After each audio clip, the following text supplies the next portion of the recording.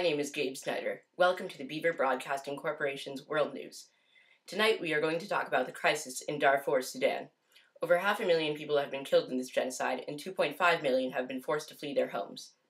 We have here a 13-year-old boy, Gabe Snyder, who has been following the genocide for some time now. Good evening, Gabe. Good evening to you. So, Gabe, how did this crisis in Sudan begin?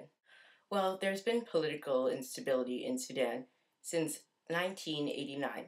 General Omar al-Bashir took control of Sudan through a military coup.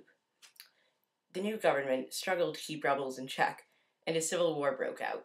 Is that war still going on? You see, in 2003, the U.S. government, knowing that Sudan's oil would be much cheaper if the war wasn't going on, paid both sides to reach an agreement. So everybody's happy. Well, you would think so, yet African rebels felt that the Arab government treated them unfairly, and they wanted the war to continue so an African government could rise to power. The African rebels stormed a government airbase in North Darfur. The government responded by enlisting the Janjaweed to exterminate the African tribes in Darfur. Who are the Janjaweed? The Janjaweed are an Arab militant group. They ride into a village on horseback and slaughter everyone in sight. And what does the word Janjaweed mean? Devils on horseback. Thank you, Gabe. Thank you. So we know that this is going on, but what can we do about it? Here's what Barack Obama has to say about the situation in Darfur. The United States has a moral obligation anytime you see humanitarian catastrophes.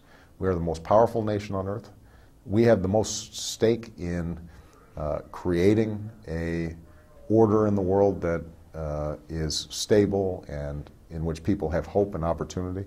And when you see a genocide, whether it's in Rwanda or Bosnia or in Darfur, that's a stain on all of us. That's a stain on our souls. Got to have a protective force on the ground.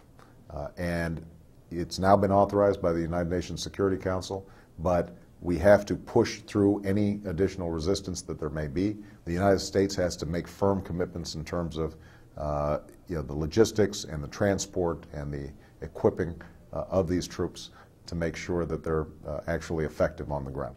There are solutions other than the brute force method. An interesting fact about advocacy from Don Cheadle and John Prendergast's book, Not on Our Watch: the nightly newscasts of ABC, NBC, and CBS devote a total of nearly 25,000 minutes to the news. Yet, in 2004, one of the peak years of the genocide, a total of 26 minutes was devoted to Darfur. Another thing they say in the book is that although donations to humanitarian relief organizations will not end the genocide, it is prudent to give refugees the resources they need to survive. We have one more guest for you tonight, Gabe Snyder, a local advocate for Darfur. Good evening, Gabe. Good evening to you. So, what do you believe needs to be done in Darfur? The crisis in Darfur can and should be solved through divestment along with systemic boycotts. And what exactly does that mean? As you know, people invest in corporations, which is fine unless those corporations are funding genocide. You see, people have, in the past, and still do, invest in Sudanese oil, and that money is going to the Sudanese government, which thereby funds the genocide. Well, that explains the divestment, but what about the systemic boycotting? Well, not everybody in the world, unfortunately, is going to agree with divesting from Sudan. For instance, when Fidelity was asked to divest from PetroChina, a company that uses Sudanese oil, they blatantly refused.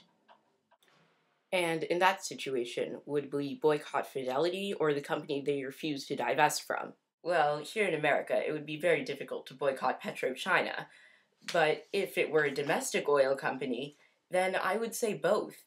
The main point is to get money out of Sudan, because that is funding the genocide. Thank you, Gabe.